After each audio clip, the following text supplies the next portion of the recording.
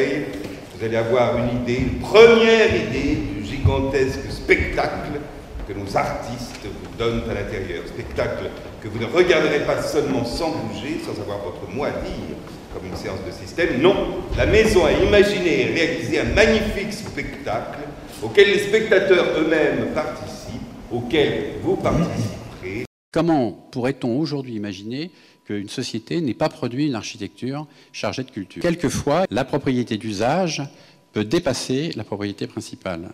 Alors on le voit dans l'agriculture, on peut avoir un arbre qui appartient à un propriétaire dont le fruit de l'arbre appartient à celui qui loue le champ. Et on pourrait dire que le produit de la nature fait que la pomme qui tombe du pommier appartient à celui qui cultive le champ, mais que le pommier appartient au propriétaire du champ.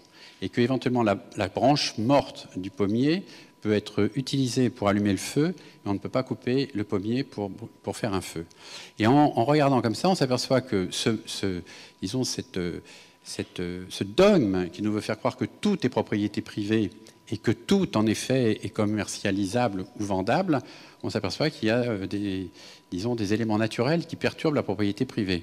Le domaine dans lequel j'interviens est un domaine qui a quelque chose à voir avec l'art, mais c'est une partie de ce métier. Mais il y a quelque chose de plus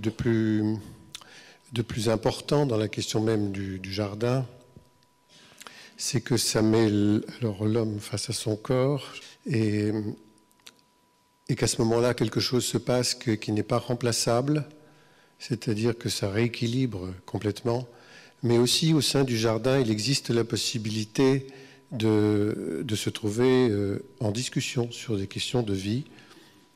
On se pose des questions sur ce qui va se passer demain, parce que quand on met une semence dans la terre, c'est pour demain. C'est un espace qui exclut la nostalgie, le jardin. Et on discute sur cette question-là.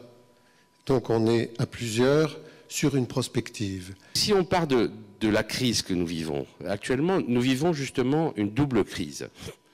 Nous vivons une crise qui est la crise du néolibéralisme, c'est-à-dire d'une manière d'organiser la société, d'une manière d'organiser le monde autour d'une logique dominante qui est celle du marché mondial des capitaux. Et en même temps, nous vivons une crise beaucoup plus profonde qui est la crise du capitalisme lui-même et qui est une crise de civilisation.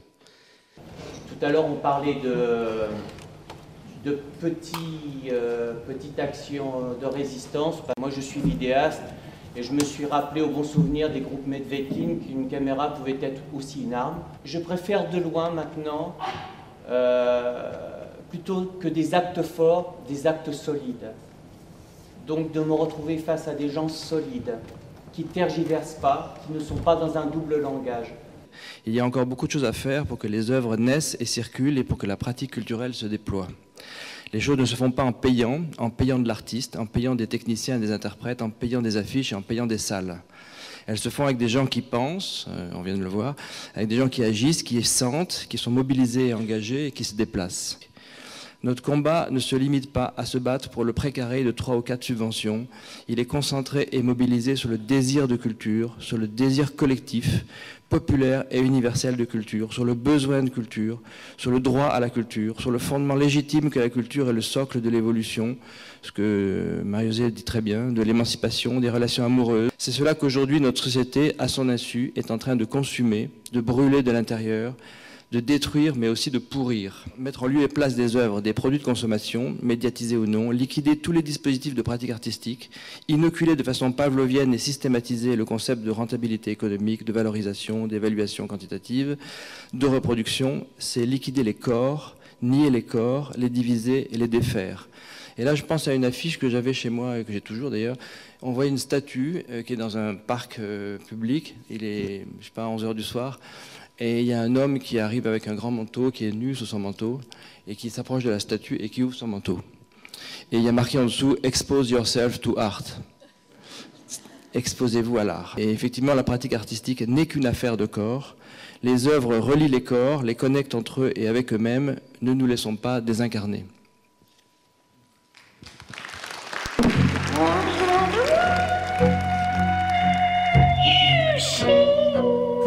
On peut penser une société sans culture et sans artistes, mais que signifiera à ce moment-là le mot société? Interpeller les politiques sur la question de la culture, c'est non pas demander aux politiques d'avoir une meilleure politique culturelle, c'est rappeler aux politiques qu'ils ne pourront exister en tant que tels, c'est-à-dire en tant que politiques, que s'ils accompagnent positivement et activement tout ce qui concerne la culture.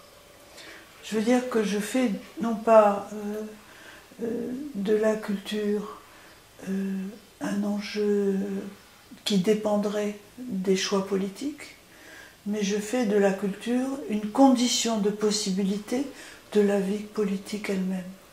Alors, je signe l'appel d'une impossible absence concernant la culture, je dirais à partir de la fonction sociale, politique, psychique de la culture, c'est-à-dire finalement de la fonction symbolique de la culture dans le vivre ensemble des hommes. Si vous supprimez cela, vous allez vers l'horizon de ce que Canguilhem appelait les sociétés animales, c'est-à-dire des sociétés entièrement fonctionnelles. Et justement, ces sociétés entièrement fonctionnelles, elles n'ont pas la plasticité et la capacité de création de l'espèce humaine. Quand Hannah Arendt, par exemple, parle de la crise de la culture, elle part de cet aphorisme Renichard où il dit plutôt que nous avons reçu notre héritage sans testament.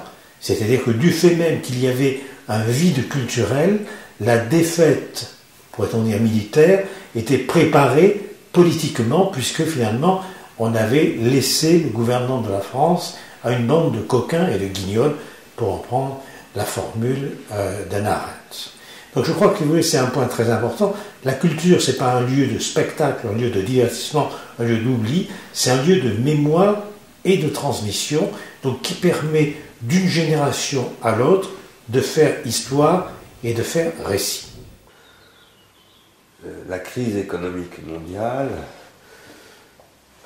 avec le groupe dont je fais partie qui s'appelle Ars Industrialis, nous posons que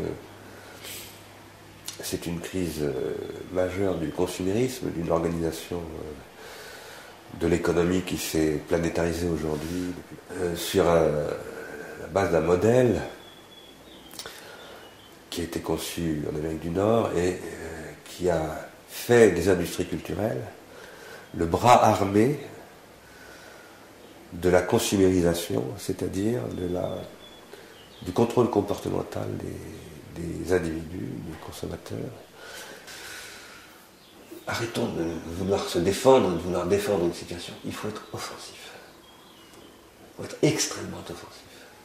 Le mode de vie qui s'est imposé à la planète entière aujourd'hui n'est plus soutenable, n'est plus possible. Tout le monde le sait. Dans cette situation, la question numéro 1, c'est la culture.